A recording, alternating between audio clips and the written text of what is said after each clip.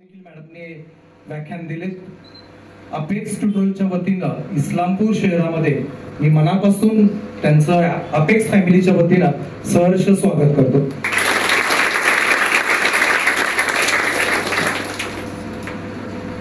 ज्यांच्या मार्गदर्शनाखाली अपेक्स ट्युटोरियलचं सर्व मुलांच्या जडणघडणीसाठी योगदान चालू आहे त्या अपेक्स ट्युटोरियलचे कुटुंबाचे प्रमुख CEO माननीय जरंडीकर सर, त्यांचंही या कार्यक्रमाच्या प्रसंगी आपण मनापासून स्वागत करूया. मॅडमांच्या विषयी बोलताना 500 पेक्षा अधिक व्याख्याने देऊन त्यांनी सर्वसामान्य मुलींना, सर्वसामान्य मुलांना जे म्हणतात की कॉन्फिडन्सच्या मुख्य प्रवाहामध्ये आणायचं काम केलंय. Dear Zindagi, achievers the road map to success असं त्यांची 2 पुस्तकं त्यांनी स्वतः लिहिलेत आणि त्या दोन्ही पुस्तकांना अखिल भारतीय मराठी साहित्य परिषद पुणे तसेच बडोदा यांच्याकडून उत्कृष्ट ललित साहित्याचा पुरस्कार मिळाला. मी अपेक्स फॅमिलीच्या वतीने त्यांचं हार्दिक अभिनंदन करतो. आकाशवाणी तसेच TV9, न्यूज 18 लोकमत यावरती किशोरवयीन मुलींच्या ज्या शारीरिक व मानसिक समस्या असतात त्याचं समुपदेशनाचं सत्र देखील मॅडमांनी आयोजन केले. त्यातून त्यांनी वेगवेगळ्या स्तरातील विद्यार्थ्यांनी, पालक यांना मार्गदर्शन केले. असं म्हणतात की अभ्यासी किडा फक्त व्हायचं नाही.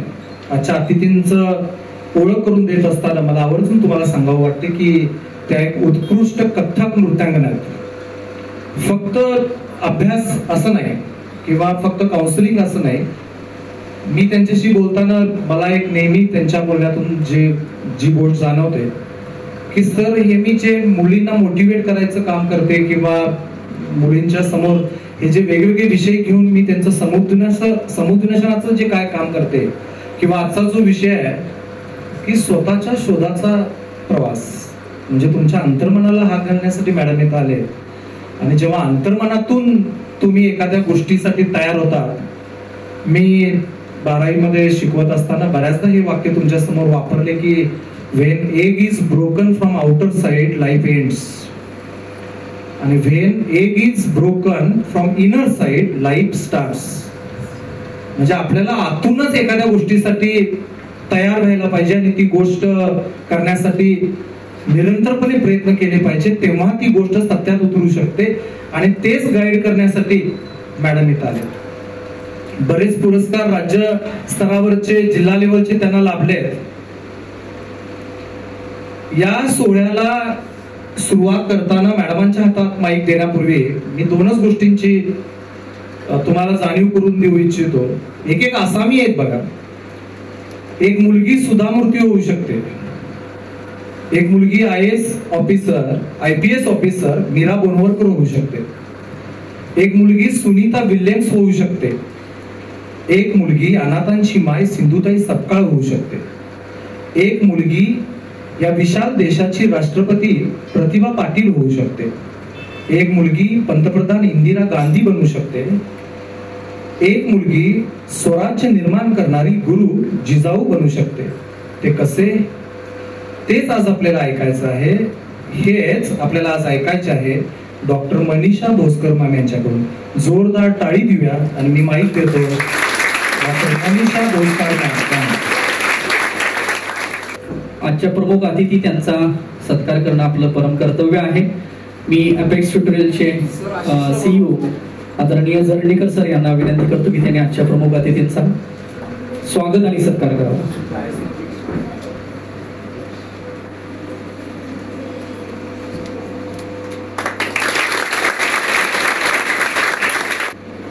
यानंतर मॅडमला विनंती की आपण आपलं मार्गदर्शन करा. तू खुद की खोज में निकल, तू किस लिए हताश है, तू चल तेरे वजूद की समय को भी तलाश है, समय को भी तलाश है. अपेक्स ट्युटोरियल इस्लामपूर यांच्या वतीने आयोजित या मोटिवेशनल स्पीच मध्ये गेस्ट स्पीकर म्हणून सहभागी होताना मला विशेष आनंद होतोय. व्यासपीठावरील सन्माननीय सर आणि माझ्या विद्यार्थी मैत्रिणींनो, माझी ओळख करून दिलेलीच आहे. मी डॉक्टर मनीषा भोसकर. मी Ayurveda consultant, counselling psychologist, writer आणि ओरिएटर आहे. वर्षभर वेगवेगळ्या ठिकाणी व्याख्यानांसाठी जात असते, वेगवेगळ्या एज ग्रुप समोर मी बोलत असते.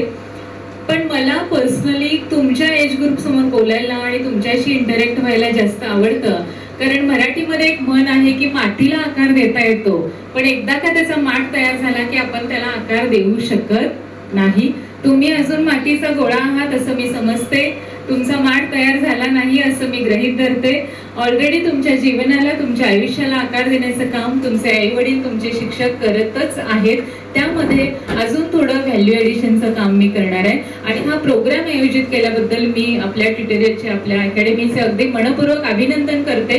कारण अशा व्याख्यानांची, अशा मार्गदर्शनाची अकॅडमी लेवलवरच्या मुलांसाठी प्रचंड गरज आहे. आणि आपण एकदा जोरात टाळ्या तुमच्या अकॅडमीसाठी वाजवा. बघा, 15 ते 25 हा जो एज ग्रुप आहे याला मी सुवर्ण काळ म्हणते, आयुष्याचा सुवर्ण काळ. This is the golden period of your life. का बरं गोल्डन पिरियड आहे? एक पाऊल निरागस बालपणात अडकलेलं आहे, दुसरं पाऊल रंगीत तारुण्यामध्ये झेपावते, शरीराला आकार येतोय, त्वचेला तजेला येतोय, मनामध्ये जिद्द आहे, काहीतरी करून दाखवण्याची उर्मी आहे. पाडगावकर म्हणतात तसं दिवस तुझे हे फुलायचे, झोपाळ्या वाचून झुलायचे. असं झोपाळ्या वाचून झुलायला लावणारा स्वप्नाळू आणि स्वच्छंदी काळ. पण जितका स्वप्नाळू, जितका स्वच्छंदी, तितकाच जबाबदारीचा काळ. कारण आयुष्याचा पाया या वयामध्ये बनत असतो. पाया मजबूत तर कळस सोन्याचा, अशी आपल्याकडे म्हण आहे. इमारतीचा पाया कच्चा असेल तर त्यावर मजबूत इमारत उभी राहू शकत नाही. त्याच पद्धतीनं आरोग्याचा पाया, शिक्षणाचा पाया, नातेसंबंधाचा पाया जो या वयामध्ये बनतो, तो जर कच्चा राहिला तर त्याचे गंभीर परिणाम आपल्याला आयुष्यभर भोगावे लागतात.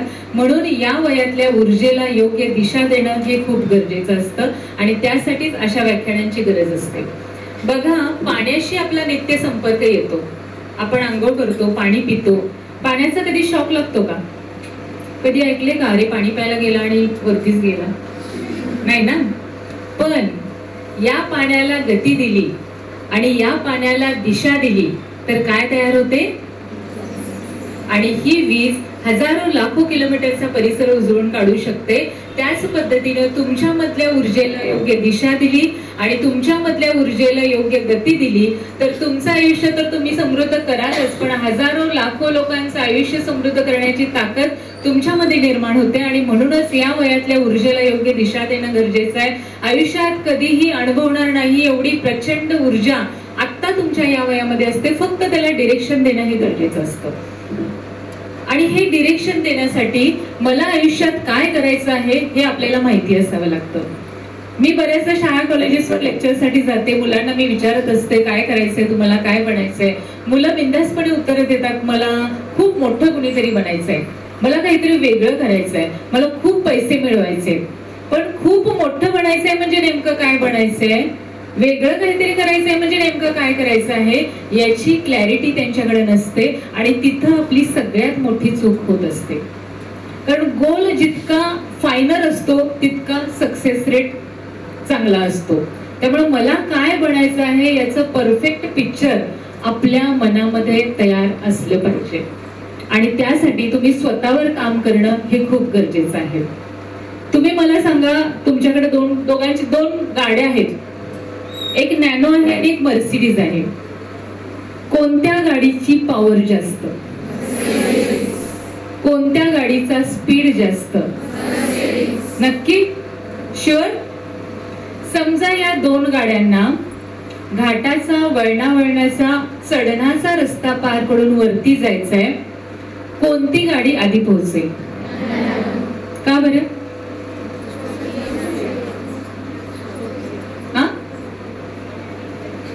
नाही, रस्ता मोठा आहे आपला, पण रस्ता मोठा आहे त्यामुळे रस्त्याची काही अडचण नाहीये.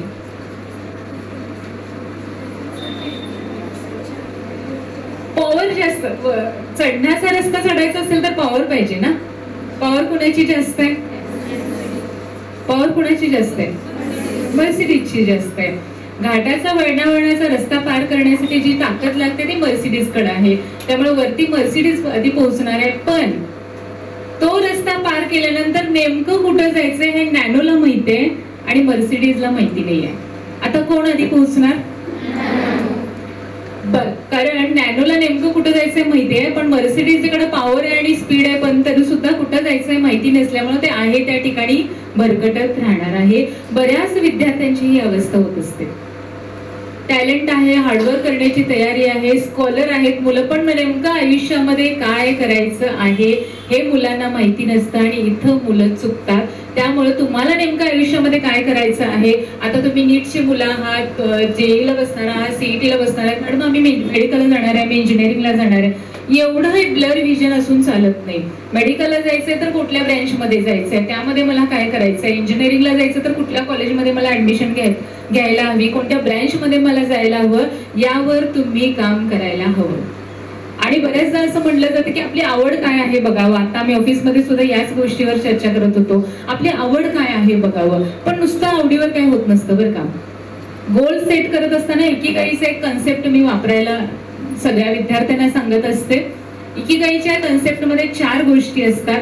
एखाद्या गोष्टीची मला आवड असणं, त्या गोष्टीमध्ये मी एक्सपर्ट असणं, जगाला त्याची गरज असणं आणि जग त्यासाठी पैसे द्यायला तयार असणं. या 4 गोष्टींचा क्रायटेरिया जर जुळला तर तुम्हाला तुमचा एकीगाई सापडला असं म्हणता येईल. आणि तुम्हाला तुमचा एकीगाई सापडला तर तुमचं जीवन आनंदी जीवन जाणार आहे. जगात मध्ये वेगवेगळे रिसर्च झालेले आहेत, त्यामध्ये लॉंगेव्हिटीवर काम करणारे काही रिसर्च आहेत. लॉंजिव्हिटीवर म्हणजे जगात असे काही प्रदेश आहेत जिथली लोक 80, 90, 100 वर्षापर्यंत जगतात. नुसती जगत नाही तर ती आनंदी जगतात. त्यांना रिटायरमेंट हा शब्द सुद्धा माहिती नाही, ते आजारी वगैरे पडत नाहीत. मग ह्याचं रहस्य काय? म्हणजे इतर ठिकाणी लोक 60-70ला त्यांची डेथ होते आणि ही लोक 100च्या वरती कशी जगतात, याचा अभ्यास केल्यानंतर असं लक्षात आलं की या लोकांना त्यांचा एकीगाई कळलेला होता. आपल्याला सुद्धा आपला एकीगाई शोधायचा आहे. तुम्हाला साधं सोपं करण्यासाठी मी सचिन तेंडुलकरचं उदाहरण देते. सचिन तेंडुलकर सगळ्यांना माहितीये. सचिन तेंडुलकरला त्याचा एकीगाई कळला असं पण म्हणू शकतो का? तर पहिली गोष्ट आहे, सचिन तेंडुलकरला क्रिकेटची आवड होती. पहिला क्रायटेरिया. आवड होती म्हणून इंडियन टीम मध्ये सिलेक्शन झालं का? आवड आहे म्हणून, मला गाण्याची आवड आहे म्हणून मला प्लेबॅक सिंगिंगला घेतील का? नो. आवड नुसती असून चालत नाही. सचिननी त्यावर मेहनत घेतली, रात्रंदिवस सराव केला, क्रिकेटचं शास्त्रशुद्ध प्रशिक्षण घेतलं, आयुष्याची कित्येक वर्ष त्यासाठी घालवली आणि क्रिकेटमध्ये त्यांनी एक्सपर्टाईज मिळवलं. सचिन आपल्या खेळानं जगभरातल्या क्रिकेट रसिकांना आनंद देत होता. म्हणजे जगाला त्याच्या क्रिकेटची गरज होती आणि जगाला त्याची क्रिकेटची गरज होती म्हणून जग त्यासाठी पैसे द्यायला, म्हणजे तिकीट काढून ते क्रिकेट बघायला येत होते. म्हणजे जग त्यासाठी पैसे द्यायला तयार होते. या 4 क्रायटेरिया जुळल्या की मग आपला एकीगाई सापडला असं आपल्याला म्हणता येईल. त्यामुळे तुम्हाला, आपण नुसतंच अकॅडमीला आलोय, आईवडिलांनी अकॅडमीला पाठवलंय, अशा पद्धतीनं तुम्हाला हे शिक्षण घ्यायचं नाहीये. तर मला काहीतरी परफेक्ट विजन हे असणं हे खूप गरजेचं आहे. आणि एकदा का तुमचं ध्येय ठरलं, एकदा का तुमचा गोल सेट झालं की सगळ्या गोष्टी बाजूला ठेवायच्या आणि आपलं पूर्ण डिवोशन आपल्या करिअरच्या मागे लावायचं. शाळा कॉलेजेसमध्ये मी 5 वर्षाचा फॉर्म्युला सांगते. 5 वर्ष गाढवासारखं काम करा आणि पुढचं पूर्ण आयुष्य राजासारखं जगा. नसेल 5 वर्ष राजासारखं जगा आणि पुढचं पूर्ण आयुष्य गाढवासारखं काम करा. 5 वर्ष म्हणजे 8वी ते 12वी, तुमची तरी 3 वर्ष ऑलरेडी संपलेली आहेत. तुमची आता फक्त 2 वर्ष, जी 12वीला आहेत त्यांचं फक्त 1च वर्ष. गाढवासारखं काम करा म्हणजे काय? आपली सगळी एनर्जी आपल्या करिअरच्या मागे लावायची. मग ते करिअर कोणत्याही क्षेत्रामध्ये असो. आज तुम्ही अकॅडमिक्स मध्ये आहात म्हणून अकॅडमिक्स मध्ये तुमची सगळी एनर्जी लावायची. कला क्षेत्रामध्ये असाल, क्रीडा क्षेत्रामध्ये असेल, जे काही क्षेत्र असेल तिथं तुमची एनर्जी लावायची आणि पुढचं पूर्ण आयुष्य राजासारखं जगा. नसेल 5 वर्ष राजासारखी मौज मस्त, राजासारखं जगा, राजासारखं म्हणून किंवा राणीसारखं जगा म्हणून. म्हणजे काय? मौज मजा मस्ती, मोबाईल, मित्र मैत्रिणी, पार्ट्या हे सगळं करा आणि पुढचं पूर्ण आयुष्य गाढवासारखं काम करा. Choice is yours because life is yours. मी सांगते, आईवडील सांगतात, शिक्षक सांगतात म्हणून आयुष्य घडत नाही. स्वतःला इन्साइट असायला हवा. आता तुम्ही मला सांगा की आत्ता गाढवासारखं जगायचंय की आयुष्यभर गाढवासारखं जगायचंय? नक्की त्यामुळे इथून पुढे तुमची तरी ऑलरेडी फक्त 2 वर्ष राहिलेली आहे. ही 2 वर्ष तुमची सगळी एनर्जी तुमच्या करिअरच्या मागे लावा आणि पुढचं पूर्ण आयुष्य तुम्ही एक financially independent, confident and powered woman किंवा आपण गर्ल एम्पॉवरमेंट प्रोग्राम अंतर्गत हा प्रोग्राम घेतोय. तुम्हाला एक एम्पॉवर्ड लाईफ जगता येईल त्यासाठी तुमची एनर्जी त्याच्या मागं तुम्ही लावणं खूप गरजेचं आहे. तुमच्या प्रायोरिटीज क्लिअर असणं खूप गरजेचं आहे. प्रायोरिटीज म्हणजे काय? एखाद्या माणसाची मान धरली आणि पाण्यामध्ये बुडवलं तर त्या माणसाला सगळ्यात जास्त गरज कशाची असेल? नक्की आपण म्हणलं थोडा वेळ राहा बाबा पाण्यात, मी तुला पैसे देतो, तुला आयफोन देतो, तुला सोनं देतो, राहील तो? At that time what is his priority? Similarly आयुष्याच्या या टप्प्यावर माझी सगळ्यात मोठी प्रायोरिटी काय आहे? एकदा का माझी प्रायोरिटी कळली ना तर बाहेरच्या गोष्टी मला डिस्ट्रॅक्ट करू शकत नाहीत. आज मुलांच्या मध्ये डिस्ट्रॅक्शनचं प्रमाण जे खूप वाढलेलं आहे, मुलांच्या मध्ये व्यसनाधीनतेचं प्रमाण वाढलेलं आहे, गुंडगिरीचं प्रमाण वाढलेलं आहे, मुलींच्या समस्या खूप वाढलेल्या आहेत. त्याच्यामध्ये मी आता येणारच आहे. त्याचं मेन कारण आहे की प्रायोरिटीज क्लिअर करता येत नाहीत. आत्ता काय महत्वाचं आहे? अनेक गोष्टी आहेत आयुष्यामध्ये, पण आत्ता काय महत्वाचं आहे? तर आत्ता मला माझं शिक्षण महत्वाचं आहे, माझं करिअर महत्वाचं आहे. आज मुलींच्या बाबतीत जेव्हा मी लेक्चरला जाते तिथं प्रत्येक जण किंवा पालकांचे जिथे लेक्चर आहे, जिथे अकॅडमीमध्ये लेक्चर आहेत, मला सगळे म्हणतात मॅडम हेल्थ विषयी वगैरे आम्हाला काही नका सांगू. मुलींचे जे भावनिक बदल आहेत, मुलींच्या मध्ये वेगवेगळ्या प्रकारचे जे डिस्ट्रॅक्शन्स आहेत त्याविषयी बोला. आणि बऱ्याचदा एक गोष्ट आपल्याला ऑब्झर्वेशन मध्ये येते, 9वी 10वी पर्यंत प्रचंड स्कॉलर असणाऱ्या मुली, प्रचंड हार्डवर्किंग असणाऱ्या मुली, अगदी 90+ वर जाणाऱ्या मुली अचानक 11-12 नंतर आपटतात, वेगवेगळ्या गोष्टींकडे अट्रॅक्ट होतात, मोहात पडतात, प्रेम प्रकरणामध्ये अडकतात, अगदी पळून सुद्धा जातात. आणि हे खूप दुर्दैवी पिक्चर आहे. मग हे कसं आपण डील करायचं? तर बघा, सुरुवातीला मी म्हटलं होतं की आपण सायंटिफिकली जाऊया, की सुरुवातीला मी म्हटलं होतं हे स्वप्नाळू वय असतं आणि 12-13 वर्षानंतर आपल्या ब्रेनमध्ये काही ग्रंथी ऍक्टिव्ह होतात, आपल्या ब्रेनमध्ये केमिकल्स तयार होतात, हार्मोन्स रिलीज होतात, त्यामुळे थोडं अट्रॅक्शन वाटतं, विच इज व्हेरी नॉर्मल. म्हणजे मला अट्रॅक्शन अपोजिट का वाटतं हा प्रश्न पडता कामा नये, कारण हे नॅचरल आहे, हे इनेट आहे, इनबिल्ट आहे. अट्रॅक्शन वाटत नसेल तर तुम्हाला डॉक्टरांची गरज आहे, वायरिंग काहीतरी बिघडले. कुणीतरी म्हणत असेल असं काही विचार येताच कामा नये मनामध्ये, हे फार चुकीचं आहे, दिस इज रॉंग.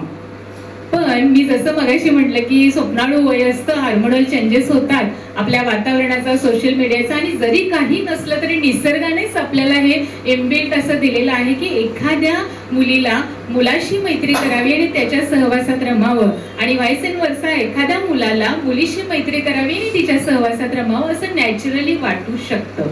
मग काय होतं, साधारण 13-14 वर्षानंतर आपल्या मनामध्ये, आपल्या स्वप्नांमध्ये, स्वप्नाळू वय असतं, स्वप्नामध्ये एखादा राजकुमार यायला लागतो.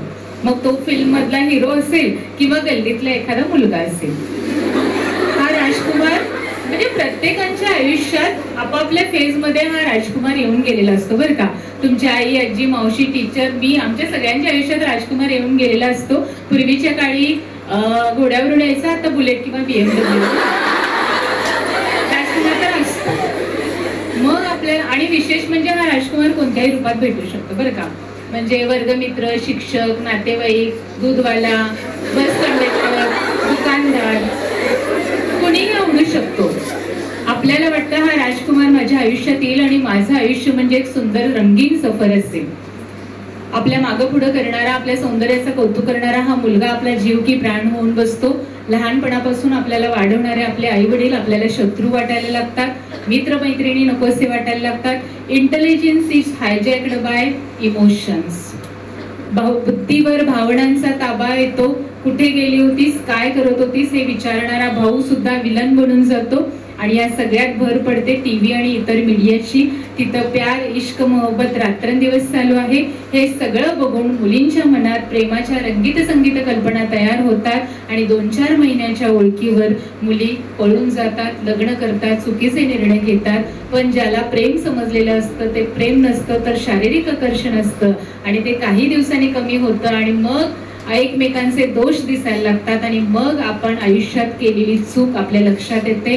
पण वेळ निघून गेलेली असते. सुटलेले शिक्षण, तुटलेली नाती आणि अधांतरी भविष्य अशी दयनीय अवस्था होते. ही अवस्था तुमची होऊ नये यासाठी तुम्ही अलर्ट असणं खूप महत्वाचं आहे.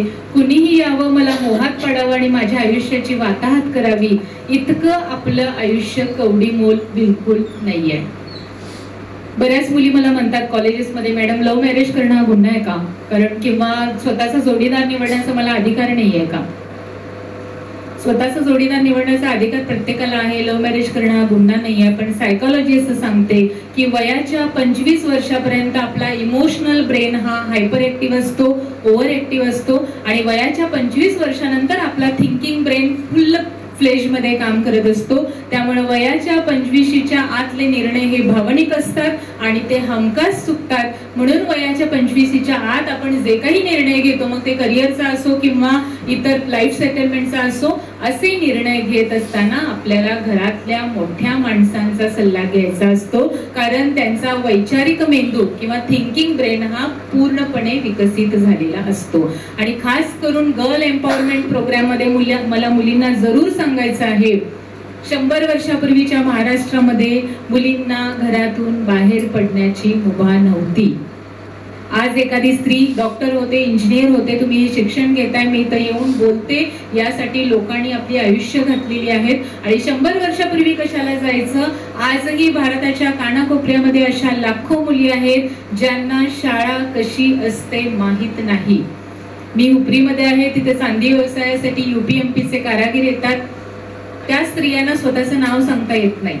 म्हणजे स्वतःचं नाव असतं, मग नवऱ्याचं किंवा वडिलांचं नाव असतं आणि मग आडनाव असतं हे त्यांना माहिती नाही, कारण ते नेव्हर वेंट टू स्कूल. आजही भारताच्या कानाकोपऱ्यामध्ये अशा लाखो मुली आहेत ज्यांना माध्यमिक शिक्षण पूर्ण करता येत नाही. बालविवाह कायद्याने गुन्हा आहे, पण तरीही बालविवाह सर्रास चालू असतात. मुलगी 13 वर्षाची 14 वर्षाची झाली की तिला लग्नाच्या बोहल्यावर उभं केलं जातं. What I want to say, you are damn lucky to be here. तुमचे आई वडील लाखो रुपये खर्च करून तुम्हाला शिक्षणासाठी पाठवतायत. आता तुम्ही शिक्षणाची ही संधी सोडू नका. लग्न, संसार, प्रेम सगळं करायला आयुष्य पडलेलं आहे. शिक्षणाची संधी, आयुष्य घडवण्याची संधी आयुष्यात पुन्हा कधीही मिळणार. त्यामुळे ही संधी तुम्ही सोडू नका. मला जरी कोणी विचारलं which is the most powerful way to empower a girl or empower a woman, I will say it is education. स्त्रियांना सक्षम बनवण्याचा सर्वात प्रभावी मार्ग जर कोणता असेल तर तो आहे शिक्षण, शिक्षण आणि शिक्षण. आणि शिक्षणाची संधी तुम्ही बिलकुल सोडू नका. आणि दुसरी महत्वाची गोष्ट, शिक्षण घेत असताना शिक्षणाचा उद्देश माहिती असला पाहिजे. मी इंजिनिअरिंग कॉलेजवर जाते, मेडिकल कॉलेजच्या मुलींशी माझं इंटरॅक्शन होतं. काउन्सिलिंगसाठी बऱ्याचदा मुली येतात. बऱ्याच मुलींचा उद्देश इतका फॉल्टी असतो. म्हणजे इंजिनिअरिंगची एखादी मुलगी काउन्सिलिंगसाठी आली, मी त्याला विचारलं इंजिनिअरिंगसाठी का गेलंयस, तर ती सांगते काही नाही, मला आई वडिलांनी सांगितलं म्हणून घेतली ऍडमिशन. इथे अकॅडमीमध्ये काही मुली असतील, आई वडील सांगितलं म्हणून आले अकॅडमीला. किंवा मुली म्हणतात मला IT मधला मुलगा हवाय म्हणून घेतली इंजिनिअरिंगला. काही मुली म्हणतात मला फॉरेन मध्ये जाऊन राहायचंय म्हणून मी इंजिनिअरिंगला आले, मला स्वतःला इंजिनिअरिंग मध्ये काही इंटरेस्टच नाहीये. मेडिकलच्या मुली म्हणतात मला प्रॅक्टिसच करायची नाहीये, माझ्या आई वडिलांना डॉक्टर जावई हवा होता म्हणून मी मेडिकलला आली. असं काही आहे का तुमचं? तुम्ही म्हणाल मॅडम खूपच गंभीर करतात. एक जोक सांगते. असाच एक क्लासरूम असतो. टीचर प्रत्येकाला विचारत असतात तुझं गोल काय, तुझं गोल काय. मुलं मुली एकत्र असतात. कदाचित हा जोक तुम्हाला माहिती असेल. प्रत्येक जण आपापले गोल सांगत असतात. राजू नावाचा एक मुलगा उठतो आणि सांगतो की मला खूप श्रीमंत व्यक्ती व्हायचंय, मला जगातल्या प्रत्येक देशामध्ये आपले मॉल्स काढायचे, प्रचंड प्रॉपर्टी मिळवायची आहे, सगळ्या ब्रँडच्या गाड्या माझ्या दारात उभ्या करायच्या आहेत. ठीक आहे म्हणतात टीचर, खूप मोठी गोल आहे तुझे, ऑल द बेस्ट म्हणतात. आणि मग असंच फिरत फिरत एका मुलीकडे येतात, तुला काय बनायचंय? ती म्हणते मला राजूची बायको बनायची. असं काही आहे का? शिक्षण घेत असताना स्वतःला एम्पॉवर करणं हा तुमचा गोल असला पाहिजे. सुधा मूर्तींचे एक खूप सुंदर वाक्य आहे, माझ्यासाठी अतिशय प्रिय वाक्य आहे, माझ्या डायरीमध्ये मी लिहून ठेवलेलं आहे. सुधा मूर्ती असं म्हणतात, डायमंडचा नेकलेस घेण्यापेक्षा, डायमंडचा नेकलेस घेणारा नवरा शोधण्यापेक्षा डायमंडचा नेकलेस घेण्याची पात्रता मिळवा. आणि ही पात्रता मिळवण्यासाठी ही पात्रता मिळवण्यासाठी आत्ताची 2 वर्ष तुम्ही स्वतःला द्यायचे, तुमच्या करिअरसाठी द्यायचे. चालेल ना? देता येईल ना? Is it a difficult task? हा. सो आता ह्या नंतर मी हे जे सांगते यामध्ये आणखी एक विषय मी ऍड करणार आहे, तो म्हणजे गर्ल्स सेफ्टी. आज 7 वर्षाच्या मुलीपासून 70 वर्षाच्या स्त्रीपर्यंत कुणीही सुरक्षित नाहीये. म्हणजे आज घरी मुली सुरक्षित नाहीत, बाहेरही मुली सुरक्षित नाहीयेत. म्हणजे सरांना पण मला सांगायचंय की लॉंग डिस्टन्सला जायचं म्हणजे मला टेन्शन येतं. रात्रीचे लेक्चर्स असतील तर यापूर्वी मी कधीच विचार करत नव्हते, पण तो रूट कसा आहे, लोक कशी आहेत, मी 10 वेळा विचार करते. म्हणजे आम्ही धाडसी नाही अशातला भाग नाही, पण समाज खूप विकृत बनलेला आहे, ही फॅक्ट आहे. मध्ये आम्ही इचलकरंजीमध्ये निर्भया पथकाचे कार्यक्रम घेतलेले होते आणि मुलींनी जे अनुभव सांगितले दे आर सो हॉरिबल. म्हणजे मुली अक्षरशः रडत होत्या, कशा पद्धतीनं टॉर्चर केलं जातं, ब्लॅकमेल केलं जातं, कसा छेड काढली जाते. मला तुम्हाला सांगायचंय की तुम्ही घरामध्ये असाल, नातेवाईकांकडे गेला असाल, तुम्ही प्रवास करत असाल, इव्हन अकॅडमीमध्ये सुद्धा असाल, कुठलीही चुकीची वर्तणूक तुमच्या बाबतीत घडत असेल तर तुम्ही शांत बसू नका. कारण आज तुम्ही खूप सेफ झोन मध्ये आहात, आज तुम्ही अगदी जवळच्या वातावरणामध्ये आहात, पण उद्या तुम्ही कॉर्पोरेट लाईफ मध्ये जाल, चित्रविचित्र माणसं तुमच्या अवतीभोवती असतील, विकृत माणसं तुमच्या अवतीभोवती असतील. अशा वेळेला तुम्ही घाबरलात तर संपलात, घाबरलात तर संपलात. पिंक चित्रपट पाहिलाय कोणी? तापसी पन्नू, अमिताभ बच्चन. एक व्हिडिओ क्लिप आहे अमिताभ बच्चन यांची, जरूर पहा तुम्ही घरी गेल्यानंतर. खूप सुंदर क्लिप आहे ती.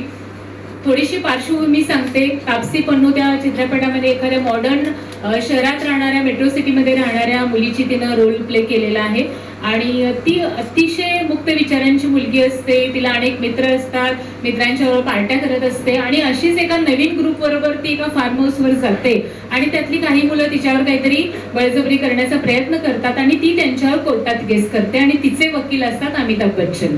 तर त्या मुलांचा असा स्टँड असतो की ही तर इतक्या मुक्त विचारांची मुलगी आहे, तिला एवढे मित्र आहे, ती बेड शेअर करते, आम्ही असं काही केलं तर त्यात एवढं काय बिघडलं. त्यावर अमिताभ बच्चन यांचे खूप सुंदर डायलॉग आहे. अमिताभ बच्चन असं म्हणतात, ना का मतलब ना होता है, नो मीन्स नो. ना का मतलब ना होता है उसे कहने वाली कोई परिचित हो, कोई अपरिचित हो, आपकी फ्रेंड हो, आपकी गर्लफ्रेंड हो या आपकी अपनी खुद की बीवी क्यों ना हो, वो अगर ना कहे तो यू हॅव टू स्टॉप. आणि तुम्हाला नो म्हणता आलं पाहिजे, कारण तुमच्या परवानगी शिवाय तुमच्या शरीराला स्पर्श करण्याचा अधिकार जगात कुणालाही नाही, except your mother for certain period of time. तुम्हाला नो म्हणता आलं पाहिजे. घाबरलात तर संपलात. आणि हे सगळं सांगते म्हणजे मुली सगळ्या खूप चांगल्या आहेत आणि मुलं खूप वाईट आहेत असं काही मला चुकीचा मेसेज द्यायचा नाही. मी अशा कितीतरी केसेस पाहिलेल्या आहेत जिथं मुली स्वतः इनिशिएटिव्ह घेतात, मुलाशी फ्रेंडशिप करतात, गिफ्ट घेतात, मुलांच्या बरोबर फिरतात, अगदी लग्नाचं वचन सुद्धा देतात.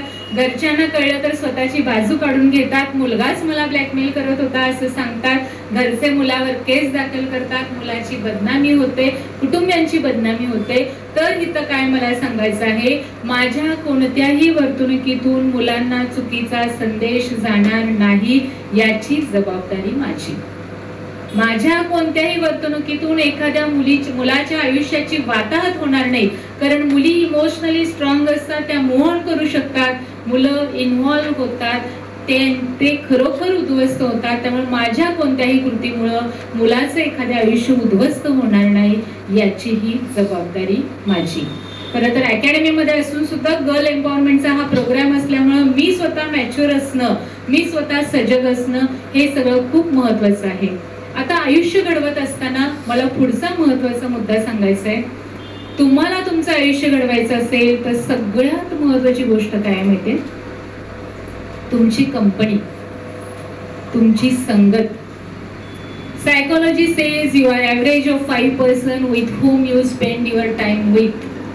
ज्या 5 व्यक्तींच्या सहवासामध्ये तुमच्या दिवसभराचा जास्तीत जास्त वेळ जातो त्या 5 व्यक्तींचे ॲव्हरेज तुम्ही बनता. 5 मैत्रिणी आहेत आणि 4 जणीने 90% पडतात आणि एकटीला 50% पडतात असं कधीही होऊ शकत नाही. 5 मैत्रिणी आहेत, एकटीच अभ्यास करते आणि चौघी मस्त मजा करतात, असं कधीही होऊ शकत नाही. तुमच्या अवतीभोवतीच्या 5 जणींचं तुम्ही ऍव्हरेज बनणार आहे. त्यामुळं तुमच्या 5 मैत्रिणींच्या मध्ये जिच्या समोर कोणतंही गोल नाही, जिला करिअरचं गांभीर्य नाही, जिला अभ्यासाचं गांभीर्य नाही, जिला टाइमपास करायचा आहे, जिला आई वडिलांविषयी रिस्पेक्ट नाही, जिला टीचरांच्या विषयी रिस्पेक्ट नाही, अशी कोणी मैत्रीण असेल तर तिला आजपासून आत्तापासून टाटा बाय बाय करा. तुम्ही म्हणाल सगळ्याच अशा आहे तो. Psychology again says it is okay to stay alone than staying with a wrong company. चुकीची संगत असण्यापेक्षा संगत नसलेली. पाण्यानं भरलेलं भांड फ्रीजर मध्ये ठेवलं काय होईल? का बरं मी पाणी ठेवलंय? राईट. माझ्या अवतीभोवतीच्या वातावरणाचा माझ्या व्यक्तिमत्वावर 100% प्रभाव पडणार आहे. तुझं नाव सांग बा. हा हा सानिका. सानिका, समजा सानिकाने उद्या सोशल मीडियावर एक फोटो टाकला, आपले PM नरेंद्र मोदी यांच्या समवेत शेक हँड करताना. सानिकाची value, don't laugh, anything can happen. अजून 10 वर्षांनी तुमच्यातल्या मुली कुठे असतील याची तुम्ही कल्पनाही करणार नाही. अजून 10 वर्षांनी तुम्ही म्हणाल अरे मान वर करून बघत सुद्धा नव्हती कुठल्या कुठे पोहोचली. त्यामुळं आपण काही प्रेडिक्ट करू शकत नाही कुणाविषयी. तर सानिकाने खरोखरचा फोटो टाकला, not a AI generated image, पंतप्रधान नरेंद्र मोदी यांच्या समवेतचा. आता सानिकाची व्हॅल्यू तुमच्या नजरेत वाढेल का कमी होईल? नक्की? शुअर? समजा हीच सानिका, डोंट माइंड ना सानिका, जस्ट एक्झाम्पल. समजा हीच सानिका संध्याकाळी एखाद्या अतिशय फालतू टवाळखोर मुलीबरोबर खांद्यावर हात टाकून टाळ्या देत फिरताना कुठेतरी दिसली, तर सानिकाची व्हॅल्यू वाढणार आहे का कमी होणार आहे? सानिका तर तीच आहे ना. Sanika is the same. Value कमी जास्त काय झाली? Company. You are decided by your company, you are created by your company, you are destroyed by your company. So choose your company wisely. तुम्ही कोण आहात हे तुमच्या आजूबाजूला कोण आहे यावरून ठरणार आहे. तुम्ही कोण बनणार आहात हे तुमच्या आजूबाजूला कोण आहे यावरून ठरणार आहे. तुम्ही घडणार आहात की बिघडणार आहात हे तुमच्या आजूबाजूला कोण आहे यावरून ठरणार आहे. त्यामुळे again I will say it is okay to stay alone than staying with a wrong company. चुकीची संगत असेल तर आजपासून त्याला बाजूला काढा. आणि मित्रमैत्रिणींच्या नंतर पुढची कोणती संगत आपल्याला सगळ्यात जास्त सहवास अजून कुणाचा लागलेला आहे आता सध्या? घरी जाऊन कशावर झेप घेताय? राईट. मोबाईल चांगला का वाईट? वाईट. चांगला कोण कोणाला वाटतो? हात वर करा बघू. आता टीचर आहे, टीचरांच्या समोर हात वर करणं अवघडच आहे. I am also mobile lover. बघा, मोबाईल आजच्या काळामध्ये मोबाईल वापरायचाच नाही असलं रॉंग स्टेटमेंट मी करणार नाही. एक स्टेटमेंट मोबाईलच्या विषयी करेन, ते आयुष्यभर लक्षात ठेवा. Mobile is a greatest gadget, at the same time it is a dangerous weapon. ज्ञान घेण्यासाठी मोबाईलचा वापर करत असाल, स्वतःला अपग्रेड करण्यासाठी मोबाईलचा वापर करत असाल, तर त्याहून ताकदवान आजच्या काळात दुसरं काहीच नाहीये. आम्ही जेव्हा मेडिकलला वगैरे होतो तेव्हा एखाद्या विषयाचं ज्ञान घ्यायचं असेल तर आमचे शिक्षक आणि पुस्तकं याशिवाय आम्हाला ऑप्शनच नव्हता. आज जगातल्या कोणत्याही विषयाचं ज्ञान माझ्या घरात बसून मी एका क्लिकवर एका मिनिटात मिळवू शकते. Knowledge is a power. जगात ज्ञानाहून ताकदवान काहीच नाही आणि मोबाईल मधून मला ज्ञान मिळू शकतं. त्यामुळे मोबाईल हे ताकदवान नक्कीच आहे. त्याविषयी काही डाऊट घ्यायचं कारण नाही. पण रील्स बघण्यासाठी मोबाईलचा वापर करत असाल, गेम खेळण्यासाठी मोबाईलचा वापर करत असाल, टाइमपास साठी मोबाईलचा वापर करत असाल, तर त्याहून भयानक तुमचा सर्वनाश करणारं, सर्वनाश हा शब्द वापरलाय, सर्वनाश करणारं आजच्या जगात दुसरं काहीच नाहीये. Again choice is yours because life is yours. See it is a trap. कसला ट्रॅप आहे माहितीये का? चायनामध्ये 14 वर्षाच्या मुलांनी ड्रोनच्या आकाराच्या, डासाच्या आकाराच्या ड्रोनचा शोध लावलाय. चायनामध्येच ना, चायनामध्ये चायनामध्ये 14 वर्षाच्या मुलांनी डासाच्या आकाराचा ड्रोनचा शोध लावलाय. आमची 14 वर्षाची मुलं राहू दे, 24 वर्षाची मुलं मला काय करतायत, रात्रंदिवस स्क्रोलिंग करतायत. It is a trap. Mobile मध्ये येणारा जो काही कंटेंट आहे, जे काही गेम्स आहे, जो काही तिथे येणारा वेगवेगळा कंटेंट आहे, मग तो अश्लील कंटेंट असो, मग कोणताही कंटेंट असो, हा ट्रॅप आहे. भारताच्या गोरगरीब वाड्या वस्त्यातील, मध्यमवर्गीय कुटुंबातील, शेतकरी वर्गातील, कामगार कुटुंबातील मुलं मोठी होऊ नयेत, ती शिकली सवरती होऊ नयेत, ती मिळवती होऊ नयेत, ती श्रीमंत होऊ नयेत, यासाठीचा हा ट्रॅप आहे. तुम्ही ठरवायचे ह्या ट्रॅप मध्ये मी अडकायचं काही नाहीये. मॅक्लिओ नावाच्या एका ब्रिटिश एज्युकेशनलिस्टचं खूप सुंदर स्टेटमेंट आहे. मॅक्लिओ असं म्हणतो की एखाद्या देशाला नेस्तनाबूत करायचं असेल तर त्या देशाशी प्रत्यक्ष युद्ध करण्याची गरज नाहीये. मग काय करायचं? त्या देशाच्या तरुणाईला तुम्ही बर्बाद करा, त्यांना चुकीच्या गोष्टींमध्ये अडकवा, त्यांना बेरोजगार बनवा, त्यांना जाती धर्माचा अफू पाजवा, तो देश आपोआप रसातळाला येईल. तुम्ही ठरवायचंय या ट्रॅप मध्ये मी अडकायचंय आणि माझ्या देशाचं आणि माझं आयुष्य बिघडून घ्यायचंय का यातून बाहेर पडायचंय आणि मला काहीतरी घडायचंय. हा चॉईस तुमचा आहे. मोबाईल मॉनिटरिंग इज मस्ट आजच्या काळामध्ये, आणि हा अगेन सेल्फ डिसिप्लिनचा भाग आहे. तुम्ही आईला सांगा, बऱ्याच मुलांना ऍडिक्शन झालेलं आहे मोबाईलचं. तुम्ही आईला सांगा, आई मी आता मोबाईल घेतलाय, 15 मिनिटांनी माझ्या हातातून मोबाईल काढून घ्यायचा आहे. किंवा तुम्ही काहीतरी एखादा महत्वाचं काहीतरी कंटेंट बघता, आईला बाबांना जवळ घेऊन बसा, म्हणजे तुमचं डिस्ट्रॅक्शन होणार नाही. किंवा स्वतःचं मॉनिटरिंग लावा की ह्या गोष्टीसाठी मी कशासाठी वापरणार, कधी वापरणार, किती वेळ वापरणार, याचं सेल्फ मॉनिटरिंग असेल तर मोबाईलचा नक्कीच तुम्ही चांगल्या पद्धतीने वापर करू शकता. कारण दिवसभर जो काही कंटेंट तुम्ही बघणार त्याचा तुमच्या मानसिकतेवर 100% प्रभाव पडणार आहे, आणि हे कंपनीमध्येच येत असतं, तुमच्या संगतीमध्येच येत असतं. आता पुढचा विषय आहे. बऱ्याचदा मी असं बघत असते की 9वी 10वी पर्यंत अतिशय स्कॉलर असणाऱ्या मुली अचानक त्यांचा स्कोअर कमी होतो. त्याचं एक महत्वाचं कारण असतं की ओव्हर कॉन्फिडन्स आणि शॉर्टकट. मी ना 2 महिने आधी वाचलं तरी माझं होऊन जातं, मला परीक्षेच्या आदल्या दिवशी वाचलं तरी सगळं येतं. अतिशय हुशार मुली या एका गोष्टीमुळे मागं पडतात. Success has a price to pay, there is no shortcut for success. कुणीही तुम्हाला सांगेल अगं आदल्या दिवशी बघितलेस तर होऊन जाईल, नो. असं मराठीमध्ये खूप सुंदर वाक्य आहे. दगड आणि पाणी यांच्या युद्धात विजय पाण्याचा होतो, ताकदीच्या जोरावर नव्हे तर सातत्याच्या जोरावर. आयुष्यात यशस्वी व्हायचं असेल, अकॅडमी लेवलवर यशस्वी व्हायचं असेल तर सातत्य, consistency is the key to success. रोज अभ्यास करायचा आहे, रोज ठराविक वेळ करायचा आहे, म्हणजे करायचंच आहे.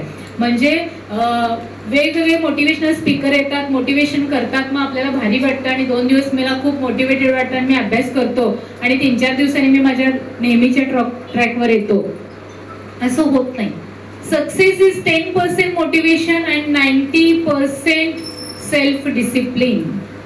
कन्सिस्टन्सी, माझा मूड असो अगर नसो, मला अभ्यास करावासा वाटो अगर नो वाटो, I have to get up and do. मला काय वाटते ह्याच्याशी मला रोज विचार करत त्याला रोज पॅम्पर करायची काही गरज नाही. यश कसं मिळतं याचे एक उदाहरण तुम्हाला देते. हुसेन बोल्ट माहितीये कोण आहे? Runner, the fastest man alive on the earth हा किताब पटकावणारा हा खेळाडू. हुसेन बोल्टच्या राष्ट्रीय आणि आंतरराष्ट्रीय पदकांची यादी करायची झाली तर गणती करणं मुश्किल आहे, एवढी पदकं त्यांनी मिळवलेली आहेत. हुसेन बोल्टचं फक्त ऑलिम्पिकचं रेकॉर्ड मी सांगते. माझं पुस्तक आणलंय मी, तुमच्या लायब्ररीसाठी देते, त्यामध्ये सुद्धा मी डिटेल्स दिलेले आहेत. हुसेन बोल्टचं ऑलिम्पिकचं record 2008 Beijing Olympics, 100 metre gold, 200 metre gold, 400 metre gold. 2012 London Olympics, 100 metre gold, 200 metre gold, 400 metre gold. 2012 Rio Olympics, 100 metre gold, 200 metre gold, 400 metre gold. एखाद्या व्यक्तीसाठी, एखाद्या खेळाडूसाठी ऑलिम्पिकचं एक पदक म्हणजे आयुष्यभराची कमाई असू शकते. भारतासारख्या देशामध्ये ऑलिम्पिकला क्वालिफाय होणं ही आयुष्यभराची कमाई असू शकते. तर तब्बल 3 ऑलिम्पिक्स मध्ये आपलं अधिराज्य गाजवणारा हे खेळाडू, त्याच्या आयुष्यातली रिअल स्टोरी आहे. हुसेन बोल्टचा नायके कंपनी बरोबर कॉन्ट्रॅक्ट चालू असतो. नायकी कंपनी माहिती असेल ना, शूज बनवणारी कंपनी. हे जे सेलिब्रिटी स्पोर्ट्समन असतात ते कॉन्ट्रॅक्ट करतात वेगवेगळ्या कंपन्यांशी आणि त्यांची ऍड करतात आणि त्याच्याबद्दल त्यांना पैसे देतात. तर नायकी कंपनी आणि हुसेन बोल्ट यांच्यामध्ये कॉन्ट्रॅक्ट चालू असतो आणि हुसेन बोल्टच्या वकिलांनी अर्थात हुसेन बोल्टनी नायकी कंपनीकडून 300 करोड रुपयाचा कॉन्ट्रॅक्टसाठी 300 करोड रुपयाची मागणी केलेली असते. तर नायकी कंपनीचा वकील त्यांना म्हणतो, त्यांच्या वेगवेगळ्या मीटिंग चालू असतात, सतत मीटिंग चालू असतात. एका मीटिंग मध्ये नायकी कंपनीचा वकील हुसेन बोल्टच्या वकिलांना म्हणतो, तुमचा खेळाडू 3 ऑलिम्पिक्स मिळून 3-3.5 मिनिटं सुद्धा धावला नाही आणि तुम्ही 300 करोड रुपयाची कशी मागणी करताय. आता 3 ऑलिम्पिक्स म्हणून 3-3.5 मिनिटं सुद्धा कसा धावला नाही हे मी थोडंसं इलॅबोरेट करते. हुसेन बोल्टचं 100 मीटरचं रेकॉर्ड आहे 9.20 सेकंड, 9.17 सेकंड समथिंग. माझं मॅथ्स कच्चं आहे त्यामुळे मी 10 सेकंड घेते राऊंड फिगर. 100 मीटरचे 3 गोल्ड मेडल म्हणजे समहाऊ 30 सेकंड्स होतात समवॉट, राईट. हुसेन बोल्टचं 200 मीटरचं रेकॉर्ड आहे 19.19 सेकंड, म्हणजे आपण 20 सेकंड धरलं तर 60 सेकंड झाले. आणि हुसेन बोल्टचं 400 मीटरचं रेकॉर्ड आहे 37.27 सेकंड. आपण 40 सेकंड धरूया. 40 × 3 120 + 60 + 30 समथिंग काहीतरी 210 होतात आणि 210 म्हणजे 3-3.25 मिनिटं होतात 3 ऑलिम्पिक्स मिळून. मग नायकी कंपनीचा वकील म्हणतो 3 ऑलिम्पिक मिळून हा 3-3.5 मिनिटं सुद्धा प्रत्यक्ष धावलेला नाही आणि तुम्ही एवढ्या मोठ्या रकमेची कशी मागणी करताय. तेव्हा हुसेन बोल्टचा वकील म्हणतो हे 300 करोड रुपये 3-3.5 मिनिटं धावण्याचे नाहीच आहेत, मग कशाचे.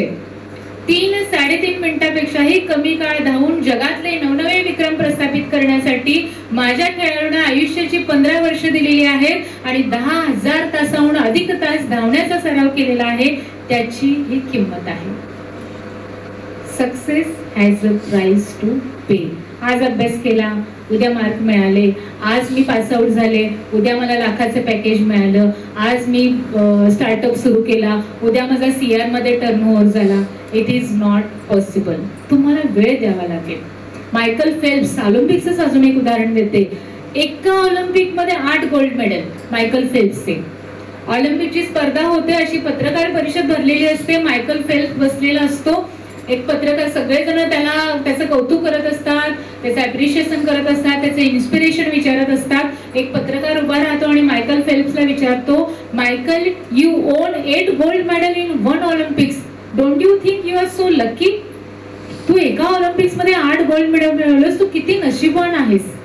त्यावर मायकल फेल्प्स हसतो आणि म्हणतो, एका ऑलिम्पिक मध्ये 8 गोल्ड मेडल मिळवण्यासाठी मी रोज 10 तास पाण्यात पोहण्याचा सराव करत होतो. रोजचे 10 तास म्हणजे महिन्याचे 300 म्हणजे वर्षाचे. ऑलिम्पिक 4 वर्षातून येतं म्हणजे किती, 3600 × 4 समथिंग 13-14 हजार होतील ना. 3600 × 4 14,800.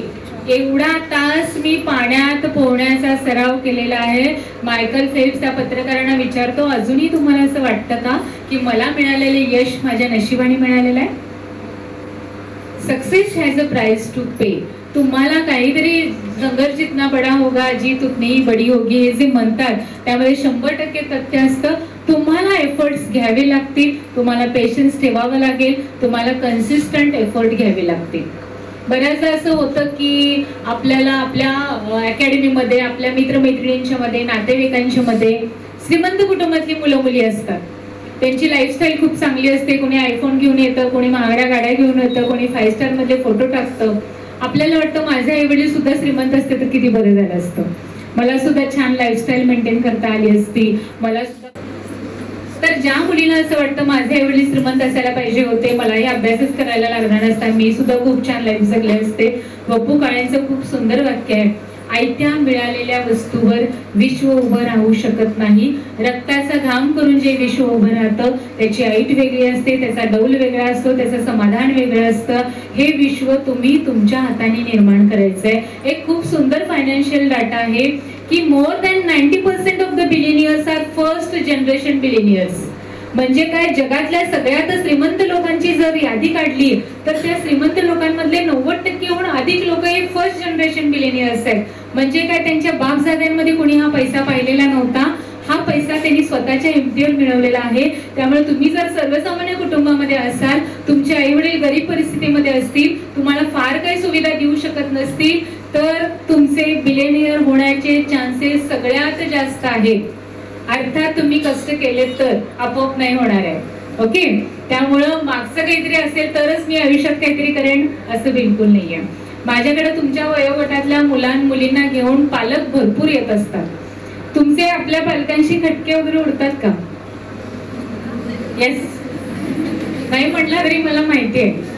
पालक म्हणतात, मॅडम आमच्याशी मुलं काही बोलतच नाहीत, अकॅडमीतून येतात, रूम मध्ये जातात, दरवाजा बंद करतात, फक्त जेवायलाच बाहेर येतात, काही विचारलं तर एकतर येस नो म्हणतात, काहीतरी सांगायला गेलं की उद्धट उत्तर देतात, तुला काही कळत नाही, तुला काही समजत नाही. आणि मुलं म्हणतात, मॅडम आमचे आई वडील आम्हाला समजूनच घेत नाही. इतरांचे आई वडील किती चांगले वागतात, आमचे आई वडील आम्हाला समजूनच घेत नाही. तर हा विषय आपण क्लिअर करूया.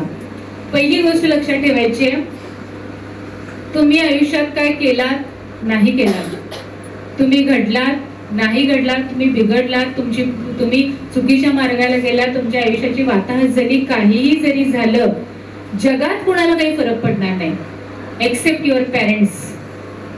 The purest intention in the world is parents intention.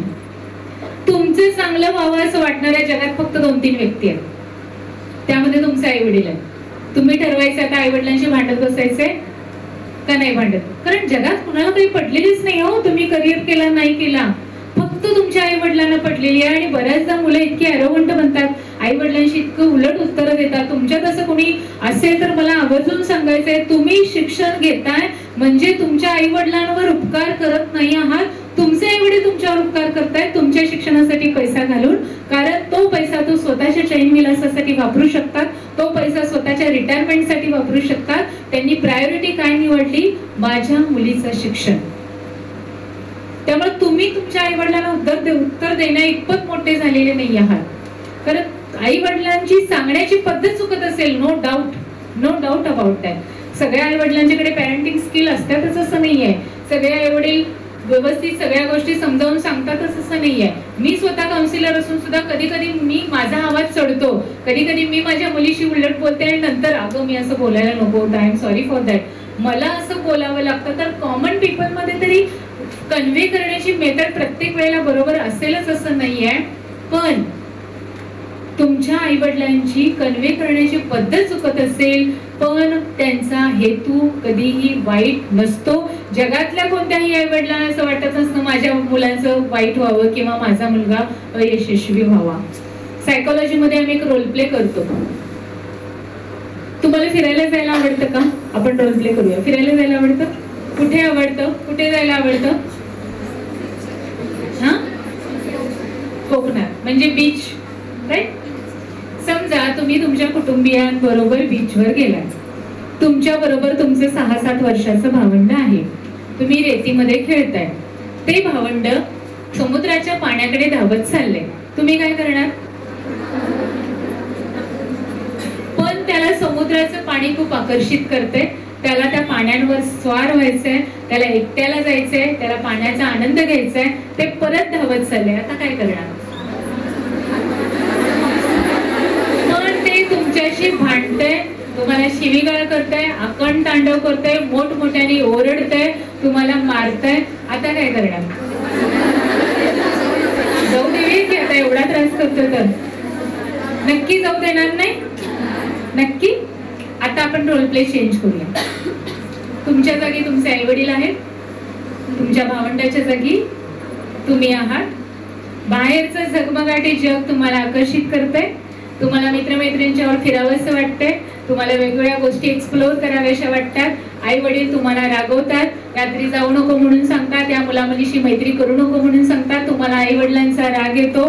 बाहेरचं झगमगाटी जग कसं आहे याचा धोका तुम्हाला कळत नाही पण तुमच्या आई वडिलांना कळतो. जसं की समुद्राच्या पाण्याचा धोका तुमच्या भावाला कळत नव्हता, तुम्हाला कळतो, कारण तुम्हाला आयुष्याचा त्याच्यापेक्षा अधिक अनुभव आहे. त्याच पद्धतीनं बाहेरच्या जगाचा धोका तुम्हाला कळत नाही, तुमच्या आई वडिलांना कळतो, कारण त्यांच्याकडे तुमच्यापेक्षा 20 ते 25 वर्ष आयुष्याचा अधिक अनुभव आहे आणि अनुभवाची डिग्री सर्वोच्च असते. उद्या तुम्ही ग्रॅज्युएट झालात, पोस्ट ग्रॅज्युएट झालात, PhD करून आई वडिलांसमोर जरी बसलात तरीही आई वडिलांची डिग्री सर्वोच्च आहे, कारण आयुष्याचा अनुभव सर्वोच्च डिग्री देणारा असतो. त्यामुळे आई वडिलांशी विनाकारण काहीतरी वितुष्ट करायचं, आई वडिलांनी विलन समजायचं आणि बाहेरच्या लोकांना जवळ करायचं, यातून काहीही साध्य होणार नाही. याचा अर्थ आई वडील चुकतच नाहीत असं मी म्हणत नाही. सांगली जिल्ह्यातच घडलेली घटना आहे अलीकडं, नीटच्या पेपरला आणि फादर वॉज वेल क्वालिफाईड, वडिलांनी मारहाण केली, मुलीचा मृत्यू झाला. याला आम्ही हुकुमशाही पॅरेंटिंग म्हणतो, अथॉरिटेरियन पॅरेंटिंग. असं होऊ शकतं, असे हुकुमशहा पालक असू शकतात. असं जर कोणाच्या बाबतीत असेल तर तुम्ही लगेच कुणाची तरी मदत घ्या, घरातल्या इतर व्यक्तींना त्याची कल्पना द्या, शिक्षकांना कल्पना द्या, आमच्यासारख्या काउन्सिलरची मदत घ्या. पण या केसेस रेअर असतात, अदरवाईज आपल्या आई वडिलांचा हेतू कधीही वाईट नसतो. अजून एक 20-25 मिनिटं. आता ह्या वयातल्या भावनिक बदलामध्ये मगाशी एक पॉइंट राहून गेला की आपल्याला दिसण्याचं खूप वेड असतं, सुंदर दिसण्याचं वेड असतं. म्हणजे जगातल्या प्रत्येक व्यक्तीला आपण चांगलं दिसावं असं वाटत असतं. मी इथे येताना पण काही अशी आजागाळ आलेली नाही, मी सुद्धा आवरूनच आलेली आहे, राईट. मुलींच्या मध्ये, स्त्रियांच्या मध्ये हे इन्स्टिंक्ट खूप स्ट्रॉंग असतं. 70 वर्षाची स्त्री सुद्धा घरातून बाहेर पडताना छान आवरूनच बाहेर पडेल, पदर वगैरे घेऊनच बाहेर पडेल. Nothing wrong about that. पण काय झालंय, आपल्या समाजामध्ये स्त्रीच्या बाह्य सौंदर्याला नको इतकं महत्व दिल्यामुळे ज्या मुली सौंदर्याच्या व्याख्येत बसतात, गोरा रंग, उंची, कमनीय, बांधा वगैरे, त्या ओव्हर कॉन्फिडन्स मध्ये जातात. आणि ज्या मुली सौंदर्याच्या व्याख्येत बसत नाही, ज्यांचा रंग सावळा आहे, उंची कमी आहे, वजन जास्त आहे, त्यांच्यामध्ये स्वतःविषयी निगेटिव्ह कॉम्प्लेक्स निर्माण होतो आणि योग्यता असताना सुद्धा ह्या मुली मागे पडतात. मला तुम्हाला सांगायचंय, सौंदर्याच्या जोरावर काहीही मिळवण्याचा प्रयत्न करू नका, कारण सौंदर्य फार काळ टिकत नाही. त्यामुळे तुम्ही जे काही मिळवाल ते फार काळ टिकणार. तुम्ही मला सांगा, एखादी मुलगी सुंदर दिसते, यामध्ये तिचं काही कर्तृत्व आहे का? मी 90% मार्क आणले, इट्स माय हार्डवर्क, हे माझे एफर्ट्स आहे, ते माझं कर्तृत्व आहे. पण एखादी मुलगी कशी दिसते, आपण कसं दिसतो, यात आपलं काही कर्तृत्व आहे का? काहीच नाही आहे. आपला रंग, आपली उंची, आपला बांधा, आपल्या केसांचा रंग, आपल्या डोळ्यातल्या बुबळ्यांचा रंग आपल्याला आई वडील, आजी आजोबा, पणजी पंजोबा यांच्याकडून मिळत असतो. त्यामुळे एखादी मुलगी सुंदर दिसत असली म्हणून तिनं काही फार मोठा तीर मारलाय अशातला भाग. तुम्हाला PV सिंधू माहितीये? कोणता खेळ खेळते? आहे तिच्याकडं गोरा रंग, कमनीय बांधा, चाफे कळीना, आहे ना? पण तिच्या फटक्यांनी पूर्ण जगाला मोहिनी घातली. म्हणजे PV सिंधू एक मी असंच प्रातिनिधिक उदाहरण घेतलंय. मेरी कोम पासून हिमा दास पर्यंत असंख्य मुलींनी आणि स्त्रियांनी भारतीय संस्कृतीचा इतिहास भरलेला आहे. तुम्हाला कर्तृत्वाचं सौंदर्य मिळवायचंय आणि त्यासाठी पहिली गोष्ट करायची आहे, टीव्हीवरच्या जाहिरातींना भुलायचं. आता इंटरनेटवरच्या म्हणूया, टीव्ही आता आउटडेटेड झाला. काय काय दाखवतात बघा. एक मुलगी असते, ती सावळी असते म्हणून तिचं कुठल्या कंपनीत सिलेक्शन होत नसतं इंटरव्ह्यूला. मग क्रीम दाखवतात, एक पट्टी दाखवतात, first week, second week, third week, 7 आठवड्यात पांढरी शुभ्र होते आणि कुठल्या तरी मल्टीनॅशनल कंपनीमध्ये तिचं सिलेक्शन होतं. किंवा एखादी मुलगी जाड असते म्हणून तिला कोणी पसंत करत नसतो. मग एखादे फ्लेक्स दाखवतात, 21 दिवस फ्लेक्स का, आणि मग ती स्लिम अँड ट्रिम होते आणि श्रीमंत मुलगा तिला पसंत करतो. लक्षात घ्या, मी सुंदर दिसले म्हणजे कुठला तरी श्रीमंत मुलगा मला पसंत करेल आणि माझ्या आयुष्याचं कल्याण होईल, किंवा मी सुंदर दिसले म्हणजे माझा नवरा आयुष्यावर माझ्यावर प्रेम करेल. या गुरसटलेल्या विचारातून आपल्याला बाहेर पडलं पाहिजे. आपला जन्म कुणाला रिझवण्यासाठी, कुणाचं मनोरंजन करण्यासाठी, कुणाला एंटरटेन करण्यासाठी झालेला नसून स्वतःमधील क्षमतांचा विकास करून एक समृद्ध जीवन जगण्यासाठी झालेला आहे. आणि खरं सौंदर्य आहे निरोगी तनाचं, प्रसन्न मनाचं, चेहऱ्यावरच्या आत्मविश्वासाचं आणि तुम्ही केलेल्या कर्तृत्वाचं. सुंदर दिसण्याचा प्रयत्न जरूर करा, ब्युटी ट्रीटमेंट घ्या, जे काही करायचं ते करा, पण हे सगळं कुणाला तरी रिझवण्यासाठी किंवा काहीतरी चुकीच्या मार्गाने मिळवण्यासाठी करायचं नाहीये, कारण सौंदर्याच्या जोरावर जे काही मिळवणार आहे ते टिकणार नाहीये. त्यामुळे रोज सकाळी जेव्हा तुम्ही आरशासमोर उभे राहणार आहात तेव्हा स्वतःला मेसेज द्यायचा आहे, मला कर्तृत्वाचं सौंदर्य मिळवायचं आहे. That's it.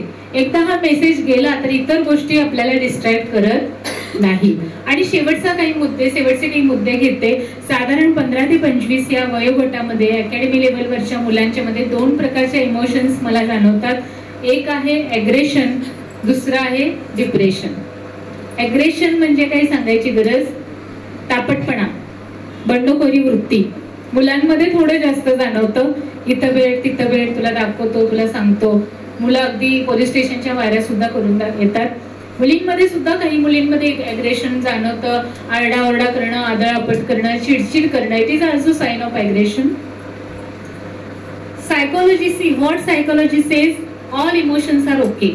सगळे इमोशन्स व्हॅलिड आहेत. मला राग येतो, मला भीती वाटते, मला प्रेम वाटतं, सगळे इमोशन्स व्हॅलिड आहेत.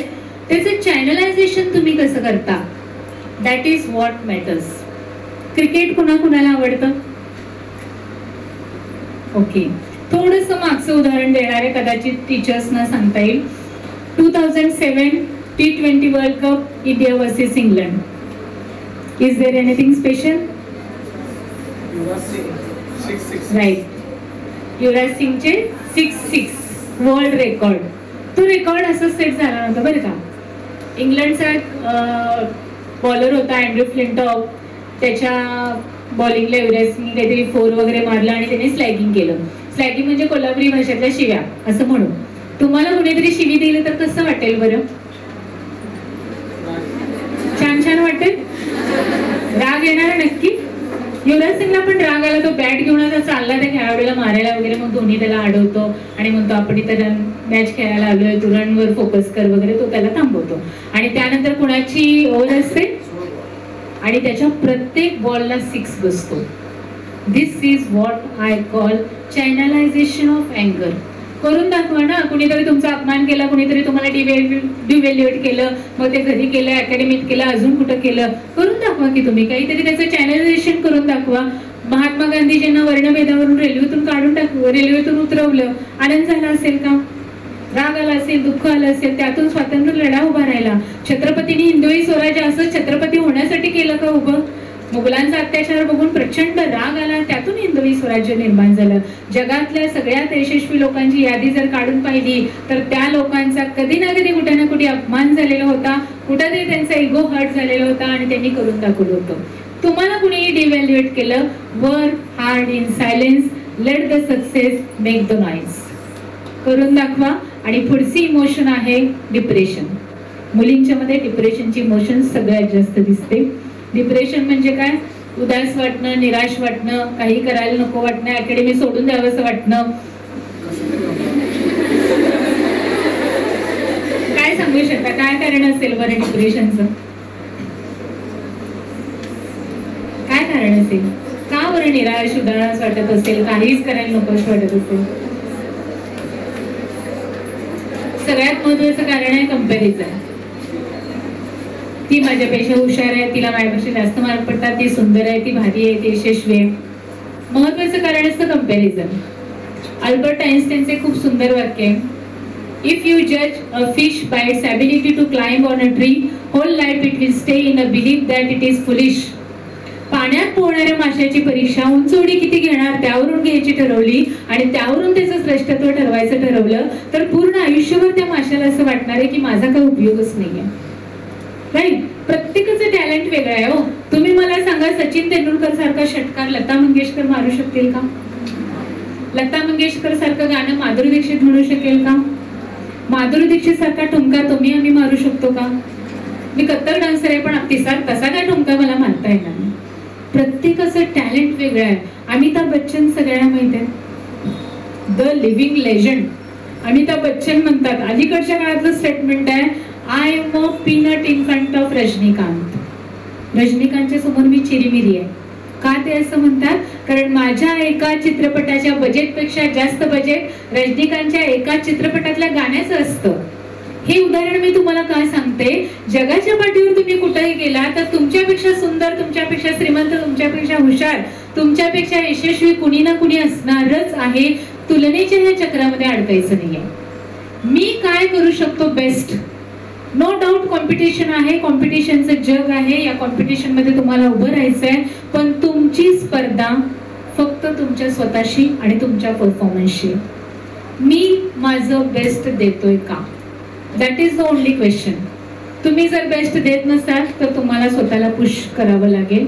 हे जर तुम्ही तुमचं बेस्ट देत असाल तर या गोष्टीमध्ये तुम्हाला डिप्रेशन यायचं काही कारणच नाही. आणि सगळ्यात महत्वाची गोष्ट, खूप मेहनत घेतली, खूप अभ्यास केला, खूप हार्डवर्क केलं, पण हवं तसं यश नाही मिळालं तर सगळं काही संपलं आणि उद्ध्वस्त झालं असं समजायचं काहीही कारण नाही. मांजर जसं कितीही उंचावरून उडी मारलं तर पुढच्या मिनिटाला 4 पावलांवर उभं राहतं आणि म्याव करून गुरगुरायला लागतं.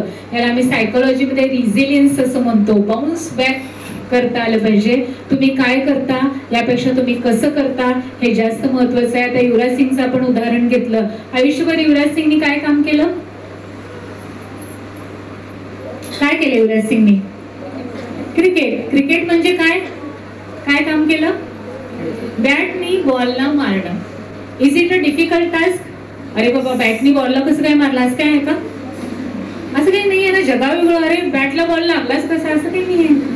पण त्यांनी ते काम असं केलं, किंवा सचिन तेंडुलकरने ते काम असं केलं की तो क्रिकेटचा देव बनला. डॉली चायवाला, चाय बनवणं is it a difficult task? इंग्लंडचा राजा येऊन चहा पितो. म्हणजे तुम्ही काय करता यापेक्षा कसं करता. म्हणजे वेळेचा गाडा काढला तर चालेल, पण तो माझ्यासारखा मीच. तुम्ही म्हणाल मॅडम आम्ही जेई आणि नीटचं स्वप्न बघतोय आणि तुम्ही गाडा काढायला सांगता का? I don't mean that. What I mean to say, हे जग, आजचं जग प्रचंड अपॉर्च्युनिटीजनी भरलेलं आहे. आमच्या वेळेला आमच्या आई वडिलांना आम्हाला फक्त मेडिकल इंजिनिअरिंग दॅट संपला विषय, दुसरं काही माहितीच नव्हतं. आजचं जग प्रचंड अपॉर्च्युनिटीजनी भरलेलं आहे आणि इथून पुढच्या काळात आपल्या देशात जगातल्या सगळ्यात जास्त ऑपॉर्च्युनिटीज असणार आहेत. फक्त तुम्ही तयार असलं पाहिजे, तुमच्याकडे काहीतरी स्पेशल असलं पाहिजे. त्यासाठी तुमचा स्वतःवर विश्वास असला पाहिजे. 3 इडियट्स चित्रपट पाहिला असेल ना, त्यामध्ये एक सीन आहे बघा, कॅम्पस इंटरव्ह्यू चालू असतो. शर्मन जोशीने राजूचं कॅरेक्टर प्ले केलेला आहे. तो व्हीलचेअर मधून येतो, डेलिगेट्स बसलेले असतात, ते विचारतात आपका ऍक्सिडेंट हुआ है क्या? तो म्हणतो आगे जो 3 मंजिला बिल्डिंग दिख रही है ना, उसके आगे जो बिल्डिंग दिख रही है उसके 3रे माले से मैं कूद गया था. क्यों कूद गए थे? मुझे रेस्ट्रिकेट किया था. क्यों रेस्ट्रिकेट किया था? आपको पता होगा ना, बताने की जरूरत नहीं है. मग तो डेलीगेट म्हणतात इतना सब कुछ बताने के बाद क्या आपको लगता है हम आपको सिलेक्ट कर देंगे? त्यावर तो शर्मन जोशी राजू म्हणतो अगर आप लोग आज मुझे सिलेक्ट ना भी करें तो भी कोई अफसोस नहीं, क्योंकि मैं अपनी जिंदगी के साथ कुछ ना कुछ तो ढंग का कर ही लूंगा. हा आत्मविश्वास आपल्यामध्ये पाहिजे आणि तो आपल्या आई वडिलांना आपण दिला पाहिजे. आणि ऍट द लास्ट माझा शेवटचा क्वेश्चन, तुम्हाला तुमच्यापैकी किती जणांना आयुष्यात यशस्वी व्हायचंय? काय मॅडम, काय प्रश्न विचारतात? जगातल्या प्रत्येक व्यक्तीला किंवा प्रत्येक विद्यार्थ्याला आपल्या आयुष्यात यशस्वी व्हावं असं वाटतं. What do you mean by success? काय केलं म्हणजे तुम्ही स्वतःला यशस्वी झाला कसं समजणार आहेत?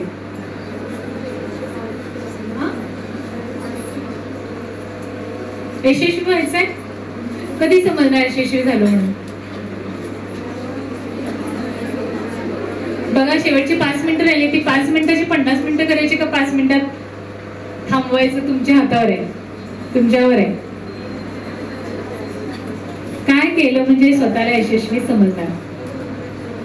गोल कम्प्लीट झाल्यानंतर. Right, very nice. अजून लहानपणापासून काय पडवलंय? तू भरपूर शिकायचे, खूप मोठं व्हायचंय, खूप मोठी नोकरी मिळवायची, खूप पैसे मिळवायचे, म्हणजे तू आयुष्यात यशस्वी झालास किंवा झालीस, हे शिकवलंय ना.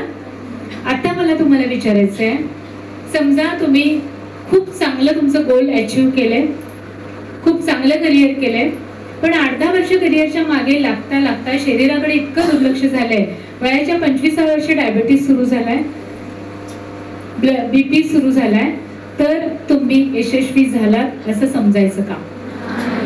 पण गोल अचीव केले ना?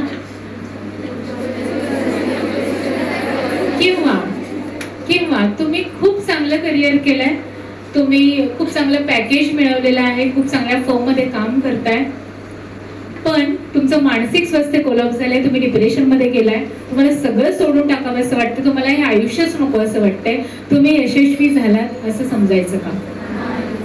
किंवा तुम्ही खूप यशस्वी झालाय करिअरमध्ये, नावलौकिक मिळवलाय, पैसा मिळवलाय, प्रसिद्धी मिळवलाय, सगळं केलंय, पण तुमचे रिलेशनशिप कोलॅप्स झाले, तुमचं आपलं म्हणावं असं कुणीच नाहीये, तुम्ही यशस्वी झालात असं समजायचं का? हे मी तुम्हाला का विचारते? हार्वर्ड युनिव्हर्सिटीमध्ये एक स्टडी झालाय, असा स्टडी आहे, युनिव्हर्सिटीमधून बाहेर पडल्यानंतर 10 वर्षांनी 20 वर्षांनी त्या युनिव्हर्सिटीतील मुलं काय करत होती, आणि या सर्वेमध्ये एक धक्कादायक माहिती समोर आली, ती म्हणजे जगातल्या सर्वश्रेष्ठ विद्यापीठामध्ये शिकलेली, सर्वश्रेष्ठ बुद्धिमत्ता असणारी बरीच मुलं स्वतःच्या आयुष्यात फेल गेलेली होती. कुणाचं शारीरिक स्वास्थ्य बिघडलेलं होतं, कुणी व्यसनाधीन झालेलं होतं, कुणी डिप्रेशन मध्ये गेलेलं होतं, कुणाचे रिलेशन्स फाईल झालेले होते. ही यादी, हा सर्वे असा सांगतो की उच्च बुद्धिमत्ता आणि यशस्वी करिअर यशस्वी जीवनाची खात्री देऊ शकत नाही. म्हणून what is success? Success is a balance. Balance in what? Physical health, mental health, relationship and career.